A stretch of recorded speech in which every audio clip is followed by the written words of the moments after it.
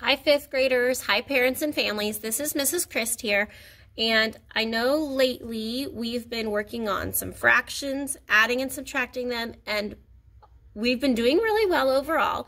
But these past couple days of homework, it's been a little bit more of a struggle. So I wanted to just kind of walk you guys through this a little bit. I'm going to give you one example, and then I will show you one of the problems for tonight's homework on page 32. Okay?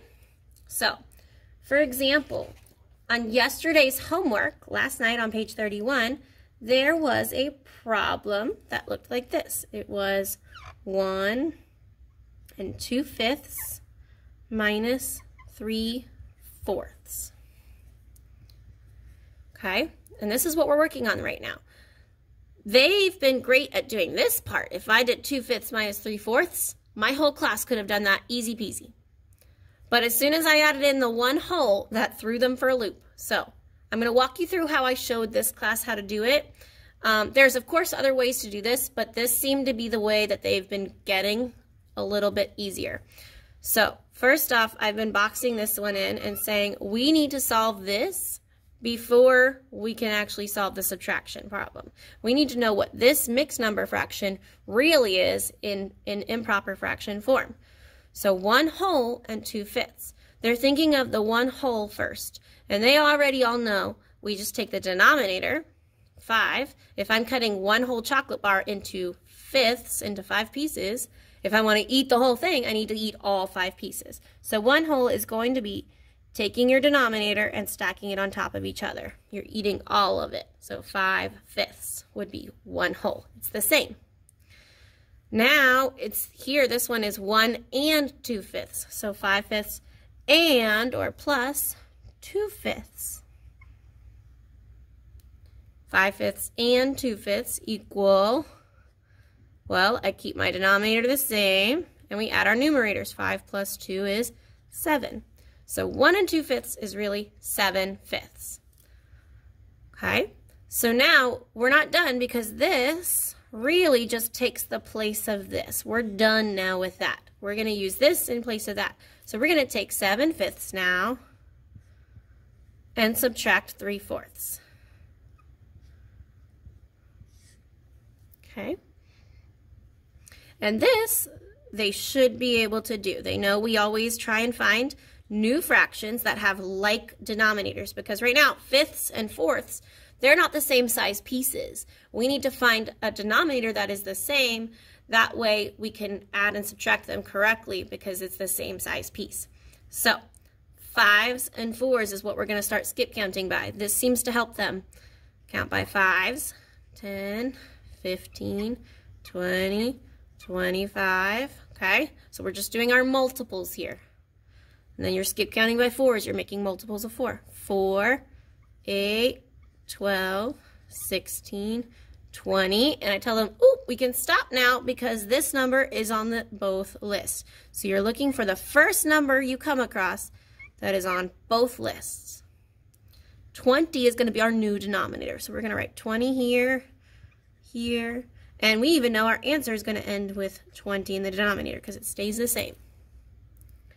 Okay, now we start with 7/5 and we're trying to figure out how many 20s that would be.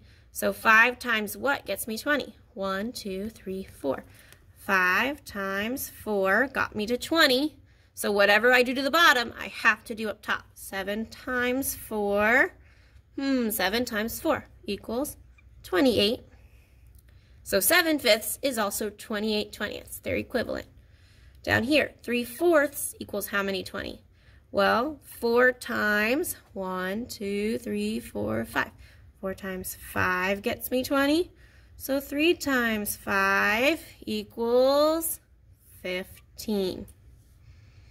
28/20ths, sorry, minus 15/20ths.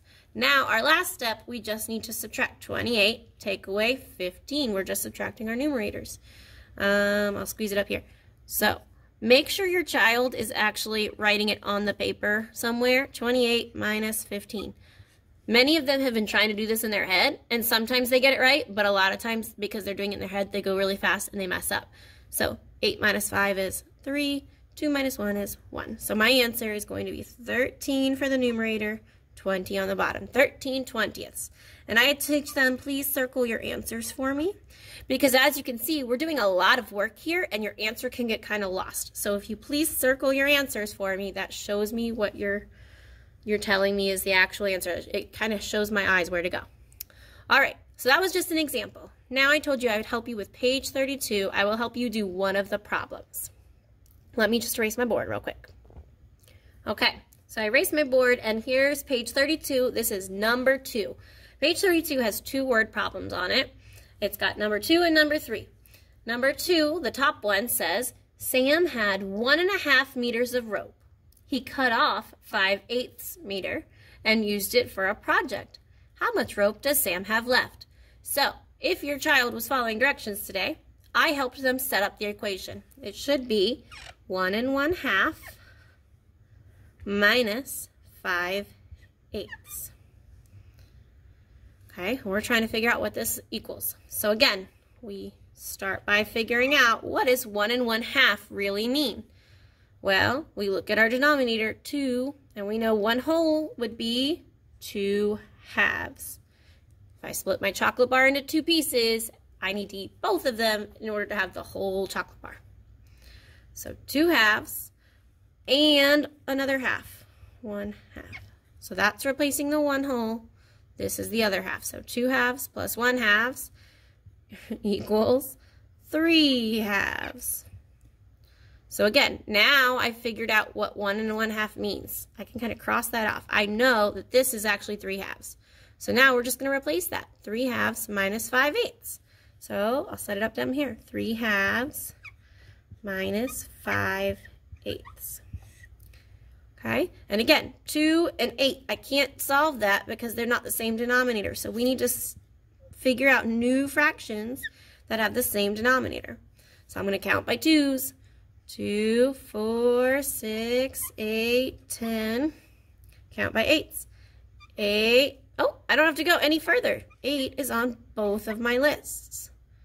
So I'm going to do 8 and 8. That's my new denominator. And I will also put it down here because my answer is going to have 8 as a denominator as well.